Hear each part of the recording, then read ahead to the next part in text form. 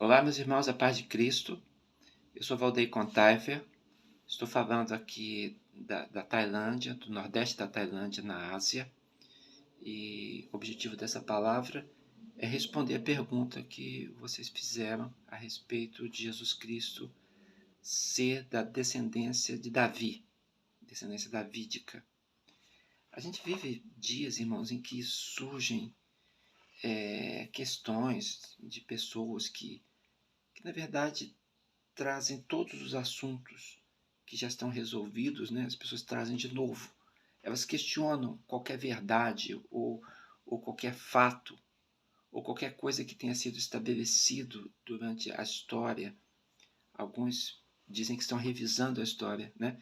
E nessa tentativa, essa presunção de questionar todas as coisas, isso é claro que não ia ficar de fora a Bíblia e o sagrado, né? Isso faz parte, né, dessa revisão que as pessoas fazem da história e de todas as coisas. E existe também a acusação de pessoas que são contra o cristianismo e também questionam demais o cristianismo, né? E levantam como se fosse uma questão científica, algo que é uma base de fé, né? E às vezes é complexo responder algumas coisas, né? Mas são os dias que nós vivemos, né? E nós devemos entender que isso faz parte, né, do nosso contexto e é importante que a gente converse sobre as coisas, né? Se fosse um exercício saudável de busca pelo certo, né?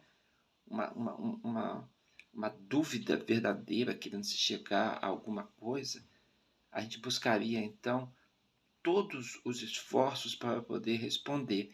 Mas às vezes as perguntas vêm de acusadores do cristianismo, não uma busca sincera, né? Vou dar um exemplo, né? Por exemplo, a dúvida categórica de René Descartes. Ora, você duvidar das coisas como princípio de busca da ciência é saudável, é importante, né? Ele acertou nisso, né? Na verdade, René Descartes era um cristão, né? Descartes ele propôs, né, que era necessário dois pontos, desculpa, para que pudesse se firmar uma verdade, por isso que ele é chamado de cartesiano, né? E ele iniciou justamente com ele, que é o duvidador, né?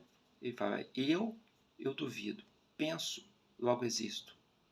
Esse pensar dele, o cogito, né? Cogito ergo sum, né?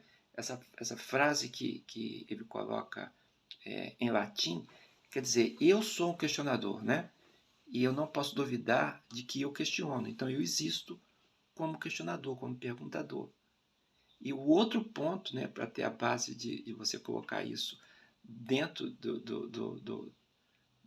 das coordenadas cartesianas, né, precisa pelo menos duas bases, e a outra dele era que ele não podia duvidar da existência de Deus, porque foi Deus que me fez como duvidador. É muito interessante. Então, quando você está lidando com isso, ora, não tem problema nenhum, né? Porque nós estamos lidando com a busca da verdade, né? Existe hoje um processo de pesquisa muito interessante, né? Que Karl Popper, ele que bolou isso, né? Que a gente chama de falseamento, né? E eu uso também, né? Quando estou fazendo as minhas pesquisas, uso René Descartes, eu uso o Popper, né? E eu quero saber sobre o falseamento, para saber se uma ideia, uma teoria, se ela realmente ela tem base, né? Ele, em vez de usar o método indutivo, ele passou a usar o método dedutivo. E esse é um processo de pesquisa, né? E a pesquisa é importante, ela faz parte, né? O momento do problema, o momento da conjectura e o momento do falseamento, né? Quando a gente vai buscar saber se as coisas realmente continuam em pé. Se continuam, aí nós vamos buscar então qual é a base de pesquisa disso. Mas antes é preciso saber se configura como verdade. Então, eu quero dizer que isso é importante. Então, hoje, muitas vezes, falta a pureza e sobra malícia, né? E então as pessoas questionam os fatos, as verdades, os pilares sobre as coisas sobre os quais as coisas se sustentam. E muitas das perguntas, né, e são perguntas apologéticas do nosso tempo, elas acabam sendo apenas um encetamento de ideologia ou de partidarismo, e aí não vale nem a pena responder, né? Buscar argumento para responder alguém que está sobre uma ideologia, ou seja, não está buscando uma resposta, mas está querendo firmar um partidarismo, isso não adianta muito, né? Mas quando a gente fala sobre Jesus Cristo, né, a pergunta sobre se Jesus Cristo é da descendência davídica, então a gente esbarra no ceticismo daqueles que são contrários ao cristianismo. Porque o fato bíblico é que Jesus é Deus. E como Deus, sendo Deus, por exemplo, em 1 João 5,20, né, afirma que Jesus Cristo é o verdadeiro Deus, né? E ele é a vida eterna, né? Então, essa é uma base de fé, né?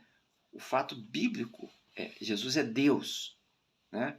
Se você olhar Hebreus 1, verso 8, diz que Jesus tem um trono que subsiste pelos séculos dos séculos. Então, se Jesus é Deus, e ele também é eterno. Então, o que nós temos que fazer para responder essa pergunta é olhar os fatos. E os fatos que a gente olha a respeito de Jesus Cristo são fatos bíblicos, né? Também é bíblico, então, que Jesus é eterno. É bíblico que Jesus habitou entre nós, conforme de João 1,14, né? E vimos a sua glória, é o testemunho histórico daqueles que conviveram com Jesus, né? O verbo se fez carne e habitou entre nós, e nós vimos a sua glória, glória como do unigênito do Pai, né? Essa verdade é dito no texto de João 1,14, em todo o seu contexto. Então, esses fatos da Bíblia, eles apontam para a escolha que Deus fez por nascer em determinado lugar e em determinada descendência, né? Então, foi Deus mesmo que preparou um tempo determinado. Gálatas 1 fala sobre isso, né? Vindo a plenitude dos tempos, né? Jesus, então, ele nasceu de mulher, né? E isso é importante, é a localização de Jesus no tempo, no espaço, na história, né? Deus entrando na história, sempre que Deus entra na história, sempre que Deus move a história, sempre que Deus causa algo novo no linear da história, a gente diz milagre, né? É o poder de Deus, isso se entende no mistério, né? Mas se você olhar, por exemplo, Atos capítulo 13, o verso 22 e 23, é muito claro, porque ele diz bem assim, e tendo tirado este, levantou-lhes o rei Davi, do qual também, dando testemunho, disse, achei Davi, filho de Jessé, né? Jessé, o pai de Davi. Então, isso vai ser declarado também em Isaías, né? Mas ele fala, achei Davi, filho de Jessé, homem segundo o meu coração, que fará a minha vontade. Da descendência deste, conforme a promessa, Deus trouxe a Israel o Salvador, que é Jesus.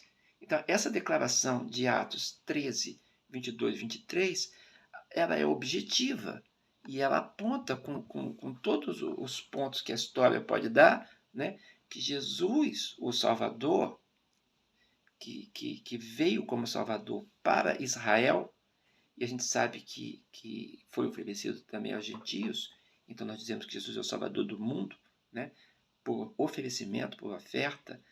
Então diz que ele é da descendência de Davi. Compreende? Então essas palavras elas são muito fortes e são muito objetivas, né? Foram pronunciadas pelo apóstolo Paulo para os judeus da sinagoga de Antioquia. E eles receberam a palavra dele. O que aconteceu depois foi que houve inveja por causa da grande quantidade de pessoas que queriam ouvir de Paulo. Mas, a princípio, você pode ver o texto, os judeus aceitavam o argumento de Paulo, né? No Evangelho de João, se você olhar no capítulo 7, tem registrado uma dissensão entre os judeus que estavam em Jerusalém. Os judeus de Jerusalém, da capital, eles tinham o consenso de que é certo na Bíblia que o Cristo vem da descendência de Davi e de Belém, da aldeia de onde era Davi. Então, isso está no verso 42. Então, você observa, quando João 7,42 está falando sobre Jesus, porque eles acreditavam que Jesus era de Nazaré, né? Jesus tinha tinha uma habitação na Galileia, né? Em Nazaré, e não na Judéia. Mas Jesus nasceu em Belém, né? Então, as pessoas chamavam Jesus pelo lugar onde ele tinha construído sua reputação e tinha construído a sua profissão, né? E era onde a família dele estava, Nazaré. Então, Jesus de Nazaré. Mas nós sabemos que Jesus nasceu em Belém. Então, quando os judeus estão discutindo isso, em João 7,42, eles falam, e uma coisa é certa, o Cristo vem da descendência de Davi, e ele vem de Belém, ele vem da aldeia de Davi, né? Então, esse seria o Salvador, o Cristo, o Messias, né? E eles falam assim, mas de onde vem esse? E a resposta bíblica é, Jesus vem justamente de Belém. Então, uma parte daqueles judeus esqueceu que Jesus, de fato, nasceu em Belém, na cidade de Davi, e que ele era descendente de Davi. Isso está registrado, por exemplo, em Mateus. Se você olhar Mateus capítulo 2, verso 1, né? Então é dito que Jesus, tendo nascido em Belém da Judéia, no tempo do rei Herodes, e aí vem o restante do texto. Então a gente pode notar isso com muita clareza. A gente pode notar também que os anjos afirmavam que Jesus era descendente de Davi. Por exemplo, o anjo da Anunciação, em Lucas 1, verso 32, ele diz para Maria, né, a mãe de Jesus, ele fala assim, está falando de Jesus Cristo, este será grande e será chamado Filho do Altíssimo Deus.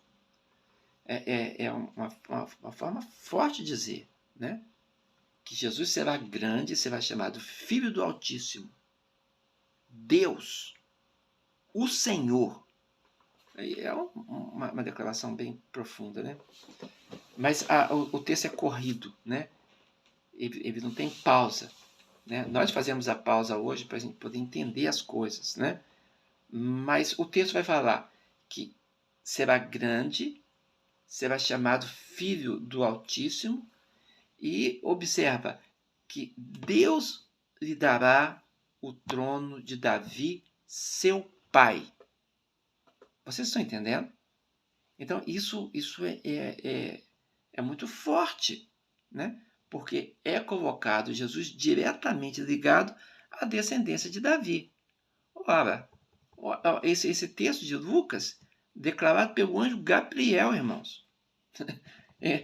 Gabriel é aquele anjo que proclamou, né, a mensagem, e Zacarias duvidou e falou assim, eu sou Gabriel que assisto diante do trono de Deus, e você duvida da minha palavra? Então você ficará mudo até o dia em que essas coisas se cumpram, para você ver que são verdadeiras, né? Esse é o contexto, né? Mas esse anjo Gabriel é quem diz isso, que Jesus herdará o trono de Davi, seu pai, e ele será chamado Filho do Altíssimo.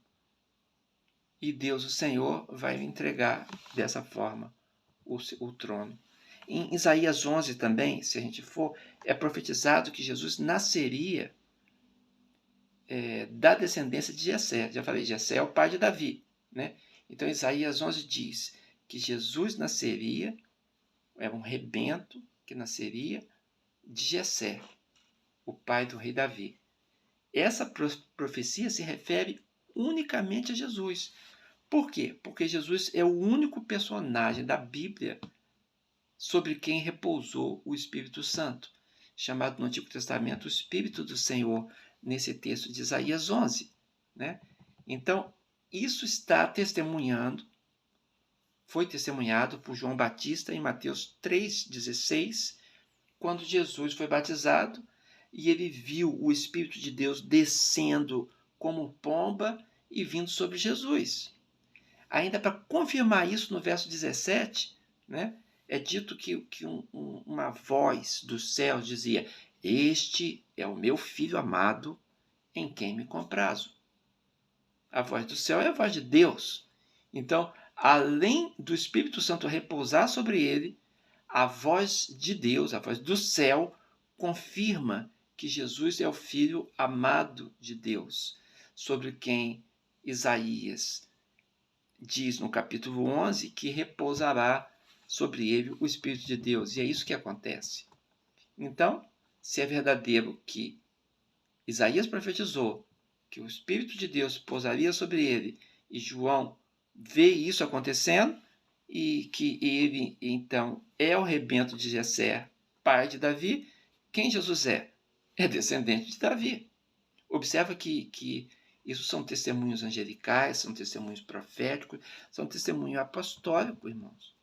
E testemunho até daqueles que eram rivais, né? Religiosos, rivais de Jesus, que sabia que Jesus precisava nascer em Belém, e foi onde ele nasceu, né?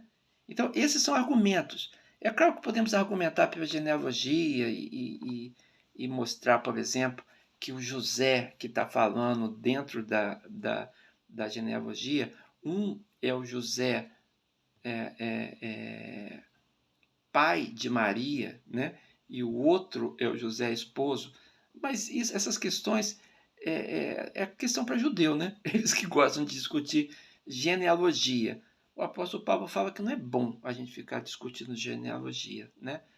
Mas é bom confirmar pelo texto bíblico o fato bíblico, né? Então, a pergunta que eu faço para vocês é: vocês dão crédito ao apóstolo Paulo? Dão crédito a João Batista? Dão crédito ao anjo Gabriel? Ou vocês precisam de mais argumentos? Bem, eu sou Valdeir Contagem, estou falando para vocês da Tailândia, testemunhando aqui, para que você pense comigo a respeito de Jesus, testemunhado pelas Escrituras como descendente direto do rei Davi. Amém? Um grande abraço, irmãos. Deus seja com vocês. Estamos nos aproximando da época da proclamação da vinda de Jesus. E é bom conversarmos sobre essas coisas. Que Deus abençoe. Um abraço, paz.